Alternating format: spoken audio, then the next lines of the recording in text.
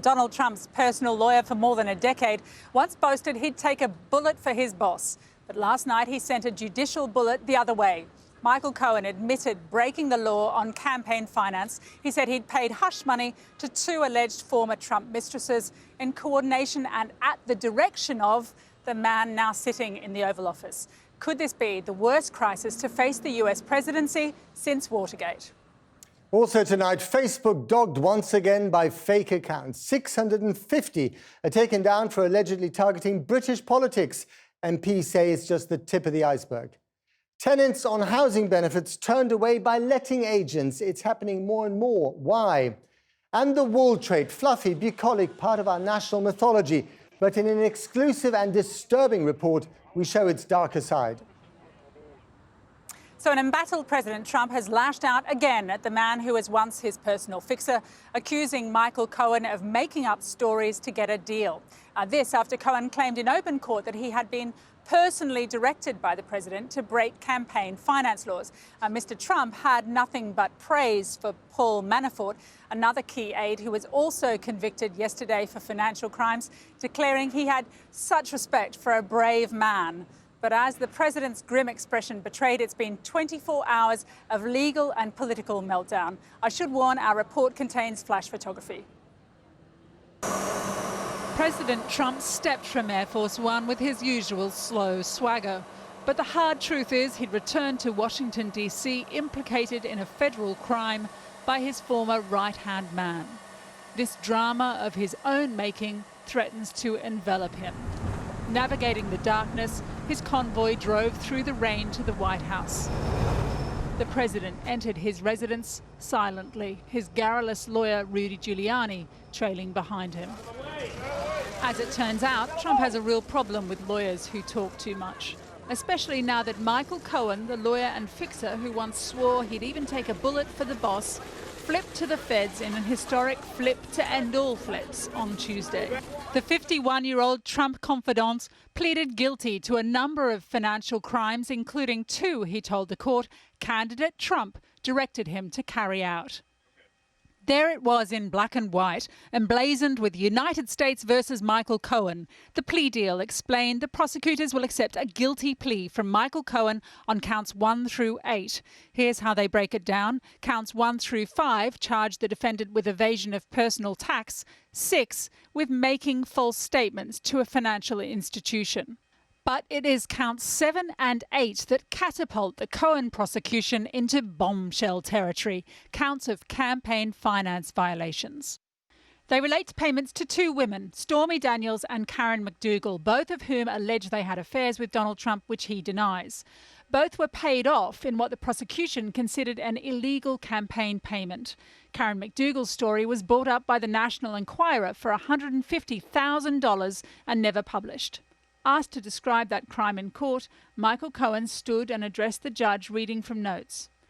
In coordination with and at the direction of a candidate for federal office, I and the CEO of a media company, at the request of the candidate, worked together to keep an individual with information that would be harmful to the candidate and to the campaign from publicly disclosing this information. I participated in this conduct for the principal purpose of influencing the election.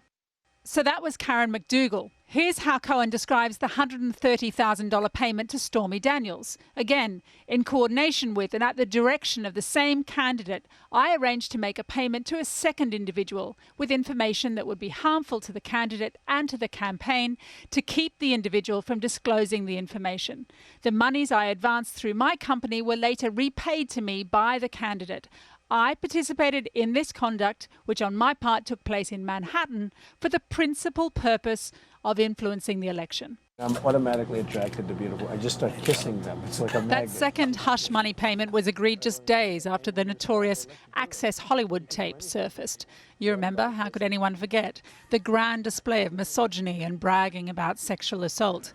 It damaged but didn't end candidate Trump's campaign. But had that episode of sleaze been reinforced by the stories of those two women, well, who knows what might have happened. What we do know now is the payments to those two women by Michael Cohen broke the law, which means Donald Trump is now implicated in a crime that might have helped him to become president. On mainstream television talk shows, they've started calling him an unindicted co-conspirator. And the last one of those who sat in the White House was named Richard Nixon. Where is the collusion? You know, they're still looking for collusion. Where is the collusion? Find some collusion.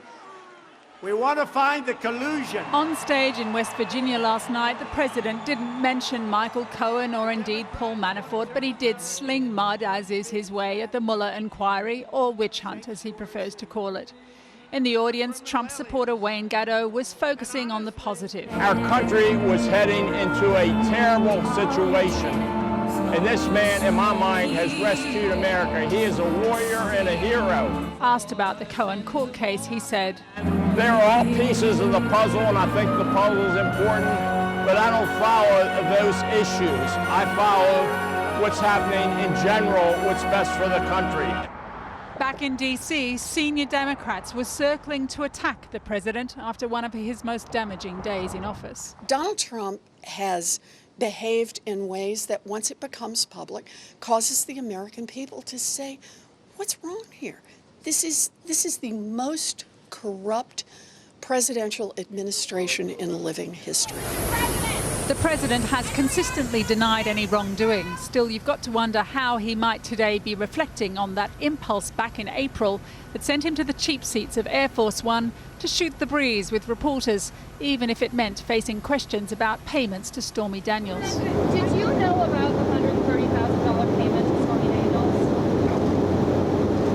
Then why did Michael Cohen make it if there was no truth or allegation? Well, you have to ask Michael Cohen. It appears federal prosecutors did just that. How are you?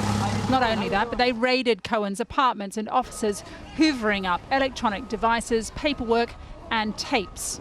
Lordy, there are tapes. There is no question the President of the United States committed a crime, not only because he knew and approved of the illegal payment to protect the news about the Stormy Daniels and the Karen McDougal affair, but he approved and signed the checks. The implications of the Cohen plea deal loom even larger after the conviction yesterday by a court in Virginia of Donald Trump's former campaign chairman, Paul Manafort.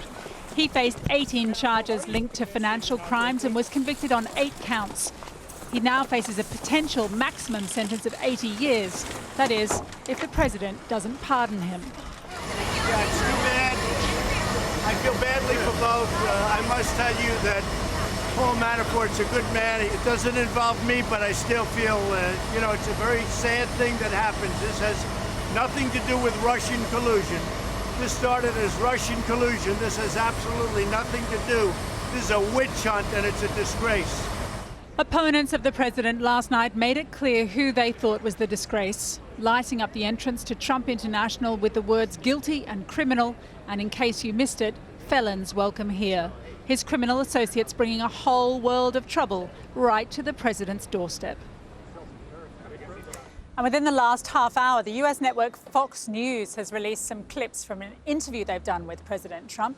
They asked him about Michael Cohen's admission of alleged hush money payments. And they weren't taken out of campaign finance. That's a big thing. That's a much bigger thing. Did they come out of the campaign? They didn't come out of the campaign. They came from me, and I tweeted about it. You know, I don't know if you know, but I tweeted about the payments. But they didn't come out of campaign. In fact, my first question when I heard about it was, did they come out of the campaign? Because that could be a little dicey.